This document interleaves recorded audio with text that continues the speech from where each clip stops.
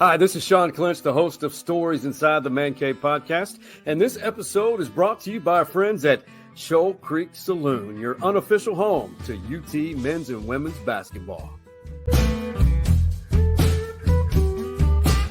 And just honored to be here and honored to get back to the pearly gates, college baseball in Omaha, Nebraska. That's right, Omaha, Nebraska. Beautiful place if you've never been there. It's right in America's heartland, and it is amazing. The College World Series, the Texas Longhorns are not there. They have been 38 times, but Texas A&M, they are going for the 8th time in program history. They have yet to win a national championship, but they have the squad to do it, despite not having their best player, Braden Montgomery, he had his ankle injured in the Super Regionals against Oregon. And, well, the Aggies clinched their spot with a heroic effort by the son of a former Major League Baseball great who calls Austin, Texas home. Let's talk about it.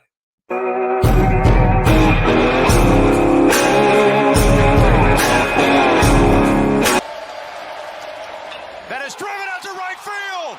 This one's got a chance to get out of here. Grand salami time for Cape Kent.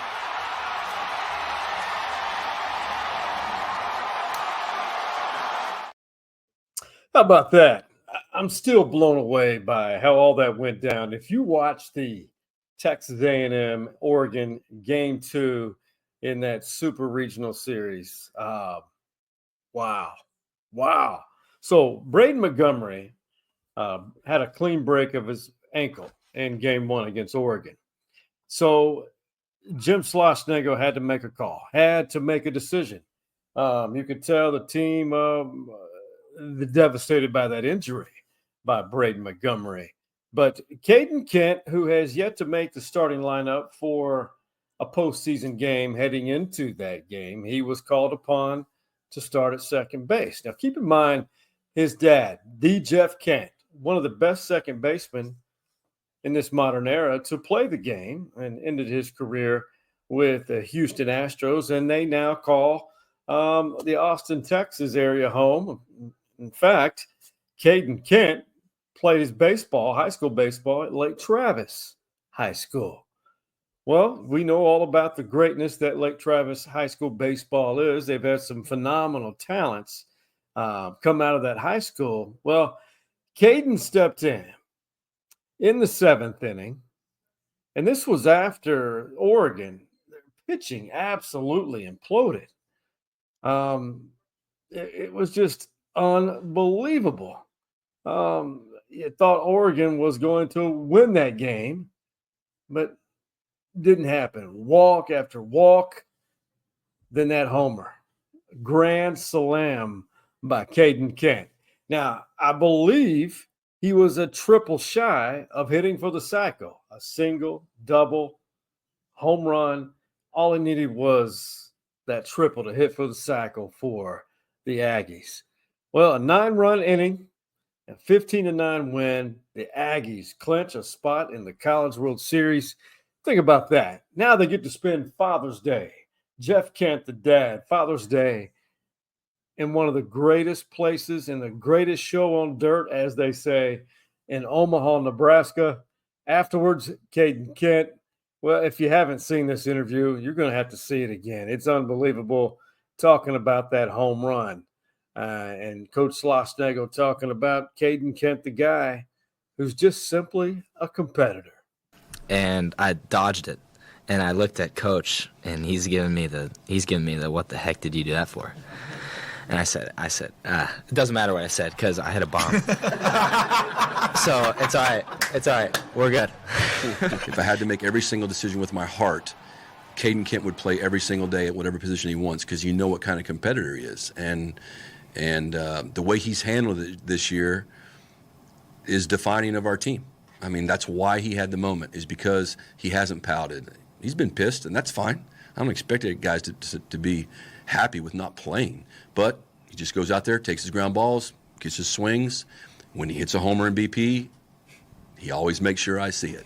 That's beautiful.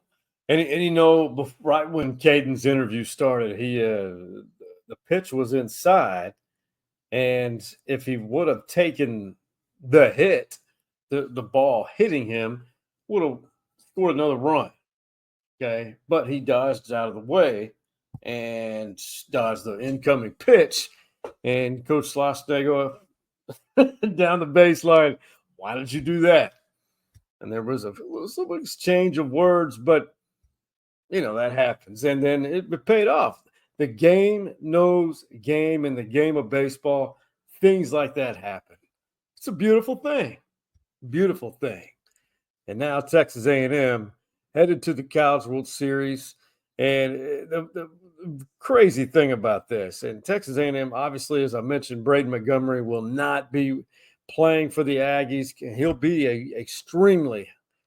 be one of the top 5, I'll say top 3 to 8 picks in next month's June amateur baseball draft. Mark my word on that. He's that good. The transfer from Stanford. Now, as for the Aggies in the College World Series, they will open up against Florida on Saturday. 4 SEC schools, 4 Atlantic Coast Conference schools. So you're going to see a lot of interconference matchups in that first round in Omaha. So Texas A&M and Florida Saturday at 6 p.m. And, man, if you have never seen it, I'll just tell you this. If you've never seen the College World Series in person, go. I got to go when it was at old Rosenblatt Stadium. That was just indescribable. From the smell of the grass to everything going on around it, the tailgates and people's front yards and parking, and the hospitality of the people in Omaha is off the charts. It's moved, obviously, to the new, modern, beautiful ballpark downtown Omaha. Just as good, just not the same environment, but the College World Series, something that you, even if you're a non-sports fan, go there for 4 days minimum. Check it out. Go to the zoo. Go to Zesto's. Get a burger. It's amazing. So Texas A&M representing the state of Texas in Omaha, Nebraska. And I'll say this. Whenever it involves the College World Series, it's always advisable. It's always great to talk about it.